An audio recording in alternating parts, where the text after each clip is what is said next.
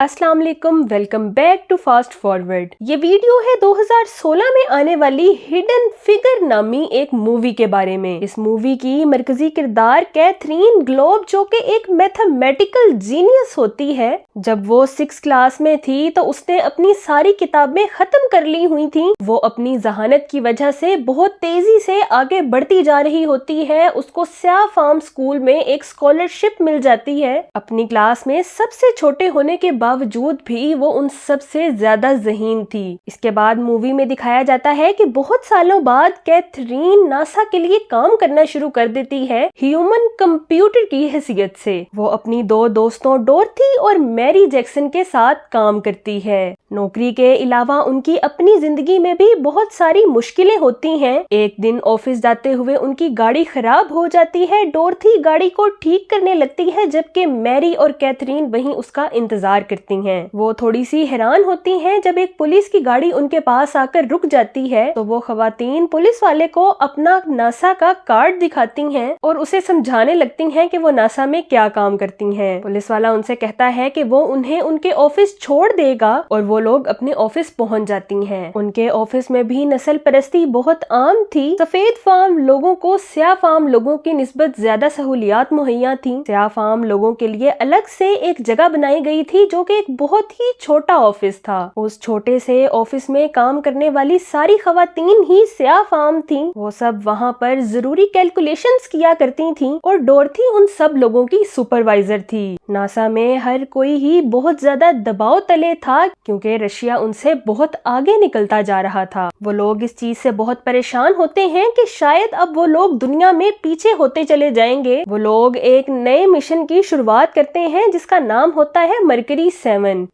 खलाबाजों को वहां पर ट्रेनिंग दी जा रही थी कि वो किस तरह से स्पेस में जाके सफर कर सकते हैं, लेकिन उन्हें जिस तरह की कैलकुलेशन की जरूरत थी वो अभी तक उनसे नहीं हो पा रही थी। वो लोग इस बात का अंदाजा लगाते हैं कि मैथमेटिकल चीजों के लिए उनके पास कोई भी इस काबिल नहीं है। वहीं वेस्ट ग्रुप में कुछ खवातीन को प्रमोशंस मिलती हैं। मैरी को प्रोटोटाइप रॉकेट की टेस्टिंग के लिए जॉब मिल जाती है। मिचेल जो उन सब की हेड होती है वो डोरथी के पास आती है। वो डोरथी से कहती है कि उसे किसी की जरूरत है जो बहुत अच्छे से मैथ की कैलकुलेशन कर सके। डोरथी उसे कैथरीन के बारे में बताती है कि ये बहुत ही ज़हीन है। वहीं दूसरी तरफ प्रोटोटाइप रॉकेट की टेस्टिंग करते हुए साइंटिस्ट मैरी को बताता है कि ये बहुत ही नाकाम डिजाइन है और इस तरह के डिजाइन को वो लोग खला में नहीं भेज सकते क्योंकि ये खलाबाज की जिंदगी के साथ खिलवाड़ होगा। वो मैरी से पूछता है कि क्या वो कोई तरकीब बता सकती है कि इसको किस तरह कामयाब बनाया जा सकता है। वो उसी वक्त उस डिजाइन में होने वाली गलती के बारे में बता देती है। वो ये सुनकर मैरी से कहता है कि नासा एक इंजीनियरिंग प्रोग्राम करवा रही है और उसे चाहिए कि वो वहां पर अप्लाई कर दे। मैरी जानती होती है कि स्या फार्म खातून को कभी भी इस पोजीशन के लिए नहीं रखा जाएगा। कैथरीन को भी नए ऑफिस में शिफ्ट कर दिया जाता है। वो जिस डिपार्टमेंट में अब काम करना शुरू करती है वो लोग स्पेस मिशन के जिम्मेदार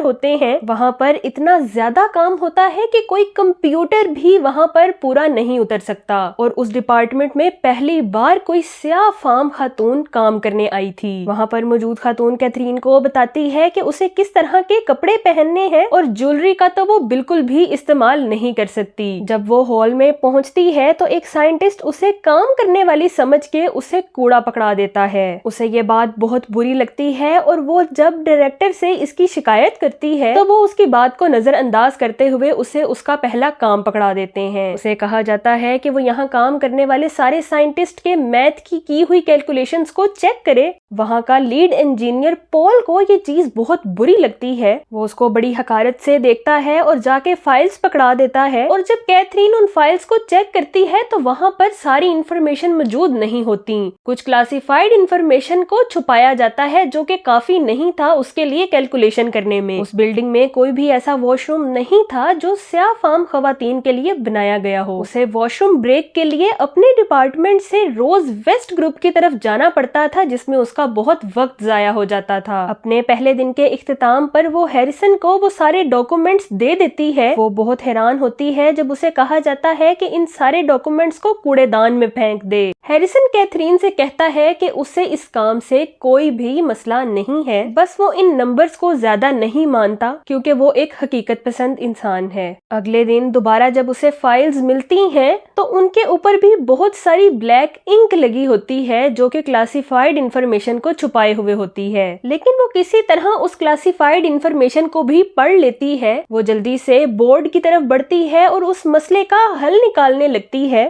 وہ اس مسئلے کے حل کو بورڈ پر لکھ کر واش روم بریک کے لیے چلی جاتی ہے۔ اس کے جانے کے بعد ڈپارٹمنٹ کے سارے سائنٹسٹ اس کی ایکویشن کو دیکھ رہے ہوتے ہیں۔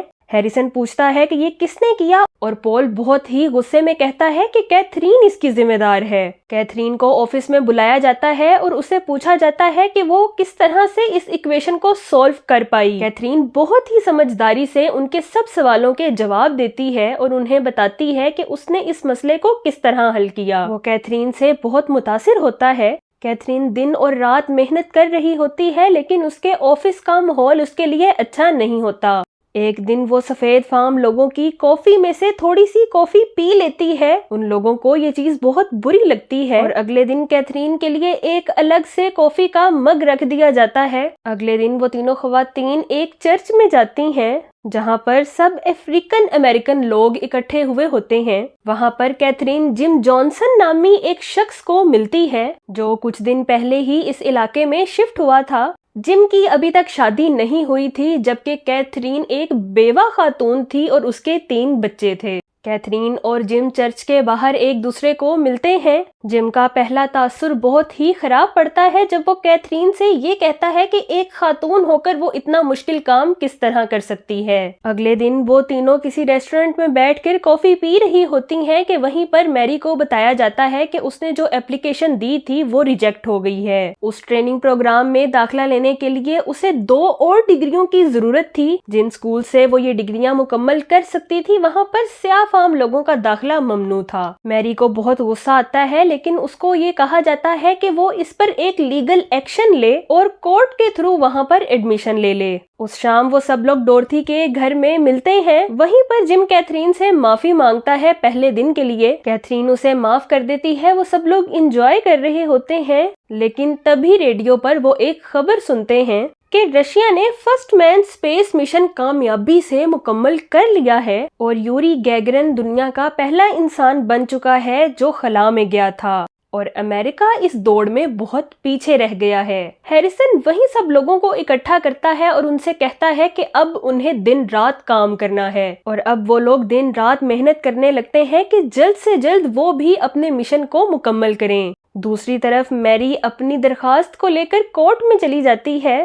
وہ اس جج سے کہتی ہے کہ وہ پہلی خاتون انجینئر بننا چاہتی ہے اور اگر وہ جج اسے اس چیز کی اجازت دے دے گا تو وہ جج بھی تاریخ میں یاد رکھا جائے گا۔ میری اپنی ان باتوں سے اس جج کو کسی طرح سے منا لیتی ہے اور میری کو اس اسکول میں ایڈمیشن مل جاتا ہے اور وہ پہلی خاتون بن جاتی ہے جو انجینئر بنے گی۔ میری کی فیملی اسے بہت زیادہ سپورٹ کرتی ہے۔ دوسری طرف ناسا بھی ایک بہت بڑا IBM کا کمپیوٹر منگوا لیتی ہے۔ IBM کا کمپیوٹر کچھ ہی سیکنڈز میں بہت زیادہ کام کرنے کے قابل تھا اور اس کی وجہ سے سیاہ فام خواتین کی نوکری بھی خطرے میں آ گئی تھی۔ ڈورتھی بھی اس بات کو جانتی تھی اور وہ IBM کے کمپیوٹر کو سمجھنے کے لیے ایک لائبریری میں چلی جاتی ہے اپنے بچوں کے ساتھ۔ وہ کمپیوٹر پروگرامنگ کی کتاب ڈھونڈ رہی ہوتی ہے کہ اسے لائبریرین کی طرف سے نکال دیا جاتا ہے۔ ڈورتھی کسی طرح سے اس کتاب کو چرانے میں کامیاب ہو جاتی ہے۔ وہ اس IBM کمپیوٹر کو چلانے کی کوشش کرنے لگتی ہے۔ دوسری طرف ہیریسن دیکھتا ہے تو کیتھرین اپنے ڈیسک پر موجود نہیں ہوتی۔ وہ بہت غصہ ہوتا ہے۔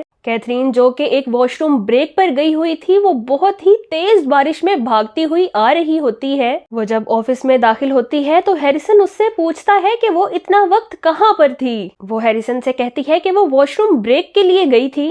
ہیریسن کو یہ نہیں پتا ہوتا کہ کیتھرین کو وہاں کام کرنے میں کتنی مشکلات کا سامنا کرنا پڑ رہا ہے۔ وہ کیتھرین پر بہت زیادہ غصہ کرتا ہے۔ یہ سننے کے بعد کیتھرین کو بہت زیادہ غصہ آتا ہے اور وہ چلانے لگتی ہے۔ وہ غصے سے ہیریسن کو بتاتی ہے کہ اس پوری بلڈنگ میں اور اس بلڈنگ کے باہر بھی کوئی بھی ایسا واش روم نہیں ہے جو سیاہ فام لوگوں کے استعمال کے لیے بنایا گیا ہو۔ وہ اس بارے میں بھی بتاتی ہے کہ اسے اس آفس میں سیاہ فام ہونے کی وجہ سے کتنی مشکلات کا سامنا کرنا پڑتا ہے۔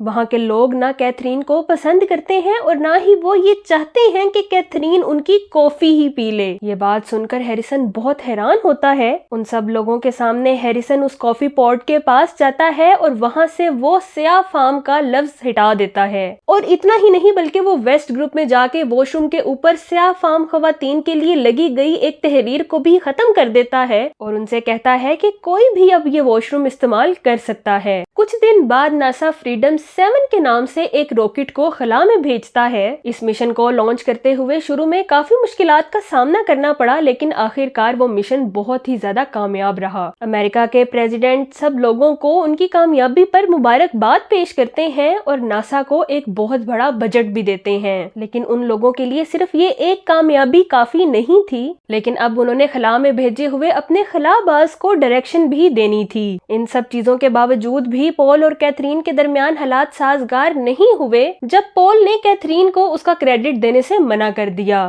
اور نہ ہی اسے ایگزیکٹو میٹنگ کو اٹینڈ کرنے دیا۔ تبھی ہیریسن وہاں پر آ جاتا ہے اور پول کو ڈانٹنے لگتا ہے۔ اس میٹنگ میں حکومت کے بہت بڑے ملازمین بیٹھے ہوتے ہیں اور ایک بہت بڑا خلا باز جان بھی وہاں موجود ہوتا ہے۔ جان دوسرا ایسا انسان ہوتا ہے جس کو خلا میں بھیجنا تھا۔ کیتھرین ہیریسن کے ساتھ وہاں جاتی ہے۔ حکومت کے ملازمین جب ان لوگوں سے کچھ سوال کرتے ہیں تو پول کے پاس ان سوالوں کے جواب نہیں ہوتے۔ وہ اپنے نوٹس میں ان سوالوں کے جوابوں کو ڈھونڈنے لگتا ہے، لیکن تبھی کیتھرین بولنے لگتی ہے۔ وہ بورڈ پر کچھ کیلکولیشنز کو لکھنے لگتی ہے۔ سب لوگ اسے دیکھ رہے ہوتے ہیں۔ دوسری طرف ڈورتھی اپنی محنت سے IBM کو چلانے میں کامیاب ہو جاتی ہے۔ سب لوگ ڈورتھی سے بہت متاثر ہوتے ہیں اور اسے کمپیوٹر پروگرامز کے لیے ہائر کر لیا جاتا ہے۔ میچل اسے اس کی پوسٹ کے بارے میں بتاتی ہے اور ساتھ ہی یہ بھی بتاتی ہے کہ وہ لوگ ہیومن کمپیوٹر کو ختم کر دیں گے۔ ڈورتھی اس کی آفر سے انکار کر دیتی ہے اور کہتی ہے کہ جب تک اس کی ساتھیوں کو بھی نوکری نہیں ملے گی وہ اس کی آفر کو قبول نہیں کر سکتی۔ اس کی اس بات کو مان لیا جاتا ہے اور وہاں پر کام کرنے والی ساری خواتین کو ایک نئی پوسٹ دے دی جاتی ہے۔ وہ وہاں پر آنے والے انٹرنز کو بھی سکھانے لگتی ہے۔ وہ لوگ اپنے اگلے مشن کی طرف تیزی سے بڑھ رہے ہوتے ہیں۔ جان بھی خلا میں جانے کے لیے تیار ہوتا ہے۔ کیتھرین بھی اپنی کیلکولیشن سے ان سب مسئلوں کو حل کرنے کی کوشش کر رہی ہوتی ہے جو مشن کے دوران ان کے سامنے آ رہے ہوتے ہیں۔ ہیریسن کیتھرین کو اپنے آفس میں بلاتا ہے اور اس سے کہتا ہے کہ اب IBM نے کام کرنا شروع کر دیا ہے، اسی لیے اب انہیں اس کی ضرورت نہیں رہی۔ وہ وہاں سے جانے لگتی ہے تو کیتھرین کو مچل کی طرف سے ایک تحفہ دیا جاتا ہے کیونکہ کیتھرین کی انگیجمنٹ ہو چکی ہوتی ہے۔ ہیریسن اور وہاں کام کرنے والے لوگوں کی طرف سے اسے یہ تحفہ دیا جاتا ہے۔ وہیں دوسری طرف مشن کو انجام دینے کا وقت آ جاتا ہے۔ تبھی ہیریسن کو خلا باز جان کی طرف سے ایک فون آتا ہے۔ وہ ہیریسن سے کہتا ہے کہ اسے IBM کی کیلکولیشن پر یقین نہیں ہے، اسی لیے وہ کیتھرین سے کیلکولیشن کروائیں گے تو ہی وہ خلا میں جانے کا رسک لے گا۔ ہیریسن ایک آفیسر کو بھیجتا ہے کہ وہ کیتھرین کو جلدی سے بلا کر لائیں۔ وہ آفیسر جلدی سے ویسٹ گروپ میں چلا جاتا ہے جہاں پر سب خواتین ٹی وی پر اس مشن کے بارے میں دیکھ رہی ہوتی ہیں۔ تبھی جان کو اسپیس سوٹ پہنا کر اسے اس کی منزل کی طرف لے کر جانے لگتے ہیں۔ جان مسلسل یہی پوچھتا رہتا ہے کہ کیتھرین کی طرف سے کوئی جواب آیا ہے یا نہیں۔ کیتھرین جلد از جلد اس کیلکولیشن کو سالو کر لیتی ہے اور ہیریسن کے آفس میں بھاگ جاتی ہے۔ ہیریسن کیتھرین کو ایک کارڈ دے دیتا ہے تاکہ وہ کلاسیفائڈ ایریا میں آ سکے۔ جان کیتھرین کا شکریہ ادا کرتا ہے اور وہ اب تیار ہوتا ہے خلا میں جانے کے لیے، اور جان کا خلائی جہاز چاند کی طرف بڑھنے لگتا ہے۔ وہیں کنٹرول روم میں اس مشن کی کامیابی پر سب لوگ بہت خوش ہو رہے ہوتے ہیں۔